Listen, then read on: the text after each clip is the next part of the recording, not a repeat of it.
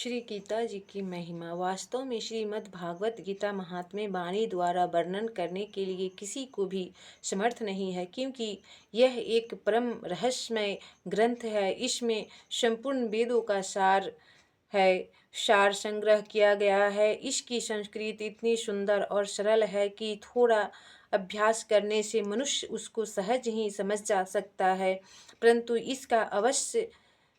इसका आस इतना गंभीर है कि आजीवन निरंतर अभ्यास करते रहने पर भी उसका अंत नहीं आता। प्रतिदिन नए नए भाव उत्पन्न होते रहते हैं। इससे यह सदैव नवीन बना रहता है। एकाग्रचित होकर श्रद्धा भक्ति सहित विचार करने से इसके पद में परम रहस्य भरा हुआ प्रत्यक्ष प्रतीत होता है। भगवान के गुण प्रभाव और मर्म का वर्णन जिस प्रकार इस गीता शास्त्र में किया गया है, वैसा अन्य ग्रंथों में मिलना कठिन है, क्योंकि प्राय ग्रंथों में कुछ न कुछ सांसारिक विषय मिला रहता है। भगवान ने श्रीमद्भागवत गीता रूप एक ऐसा अनुपमेय शास्त्र कहा है कि जिसमें एक भी शब्द सदुपदेश से खाली नहीं है। श्री वेद व्यास जी ने महाभारत में गीता जी का वर्णन करने के उपरांत कहा है, गीता सुगीता कर्तव्या किमन्ये शास्त्र विशतरे या स्वयं प्रधानम भस्य सुख प्रधादिनी श्रिता। गीता सुगीता करने योग्य है, अर्थात श्री गीता जी को भली प्रकार पढ़कर अर्थ और भाव सहित अंतःकरण में धारण कर लेना मुख्य कर्तव्य है, जो कि स्वयं पद्मनाभ भगवान श्री विष्णु के मुखारविंद से निकली हुई है। फिर अन्य शास्त्रों के विस्तार से क्या प्रयोजन है। स्वयं श्री भगवान ने भी इसके महात्म्य का वर्णन किया है। श्लोक 118 वर्णन किया गया है। 18 श्लोक 68 से 71 तक इस गीता शास्त्र में मनुष्य मात्र का अधिकार है, चाहे वह किसी भी वर्ण आश्रम में स्थित हो, परंतु भगवान में श्रद्धालु और भक्ति युक्त अवश्य होना चाहिए, क्योंकि भगवान ने अपने भक्तों में ही इसका प्रचार करने के लिए आज्ञा दी है, तथा यह भी कहा है कि स्त्री वैश्य शूद्र और पाप योनि भी मेरे परायण होकर परम गति को प्राप्त होते हैं। एक श्लोक 32 अपने अपने स्वाभाविक कर्मों द्वारा मेरी पूजा करके मनुष्य परम सिद्धि को प्राप्त होते हैं। 18 श्लोक 46 इन सब पर विचार करने से यही ज्ञात होता है कि परमात्मा की प्राप्ति में सभी का अधिकार है, परंतु उक्त विषय के मर्म को न समझने के कारण बहुत से मनुष्य, जिन्होंने श्री गीता जी का केवल नाम मात्र ही सुना है, कह दिया करते हैं कि गीता से केवल सन्यासियों के लिए ही है। वे अपने बालकों को भी इसी भय से श्री गीता जी का अभ्यास नहीं कराते कि गीता के ज्ञान से कदाचित लड़का घर छोड़कर सन्यासी न हो जाए, किंतु उनको विचार करना चाहिए कि मोह के कारण छात्र धर्म से विमुख होकर भिक्षा के अन्न से निर्वाह करने के लिए तैयार हुए। अर्जुन ने जिस परम रहस्यमय गीता के उपदेश से आजीवन गृहस्थ में रहकर अपने कर्तव्य का पालन किया, उस गीता शास्त्र का यह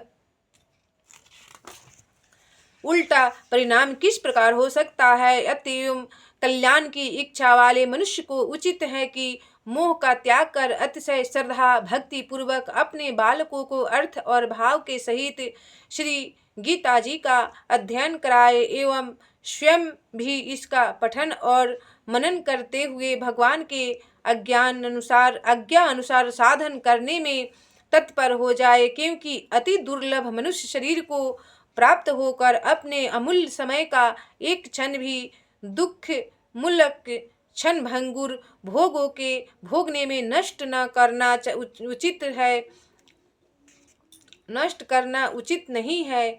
इसलिए भगवान के चरणों में प्रेम कीजिए और गीता का पाठ कीजिए। श्री गीता जी का प्रधान विषय। श्री गीता जी में भगवान ने अपनी प्राप्ति के लिए मुख्य दो मार्ग बतलाए हैं, एक सांख्य योग, दूसरा कर्म योग।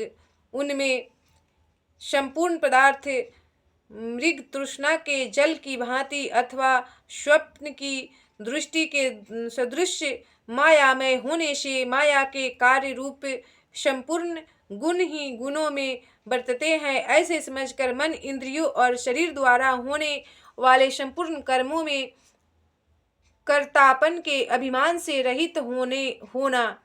श्लोक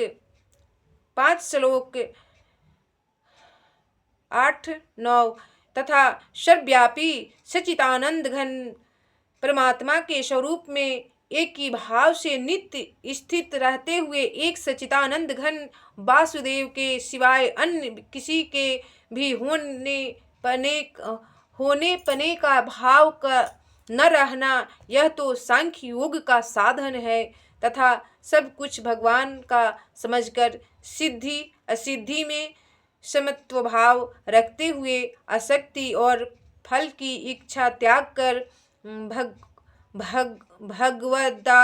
भगवदा ज्ञान अनुसार केवल भगवान के ही लिए सब कर्मों का आचरण करना। श्लोक 2 तथा श्रद्धा भक्ति पूर्वक मन, वाणी और शरीर से सब प्रकार भगवान के शरण होकर नाम, गुण और प्रभाव सहित उनके स्वरूप का निरंतर चिंतन करना।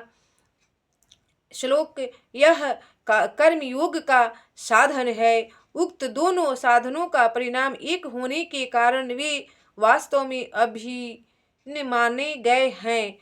श्लोक 4 और 5 परंतु साधन काल में अधिकारी भेद से दोनों का भेद होने के कारण दोनों मार्ग भिन्न भिन्न बतलाए गए हैं।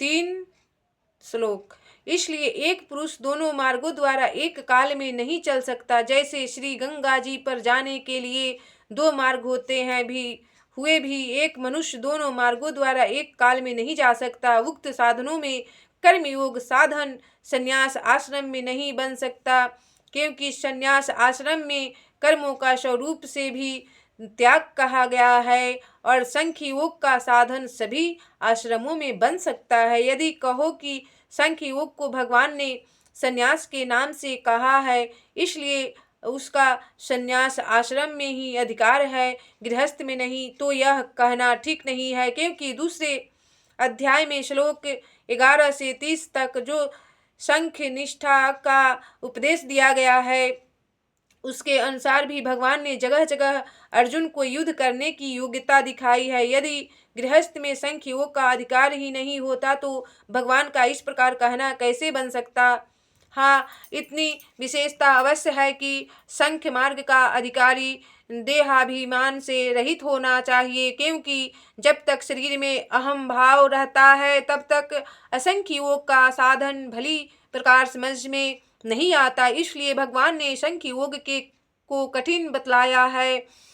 5 श्लोक 6 तथा कर्म योग साधन में सुगम होने के कारण अर्जुन के प्रति जगह जगह कहा है कि तू निरंतर मेरा चिंतन करता हुआ कर्म योग का आचरण कर, सब मैं सफल करूँगा।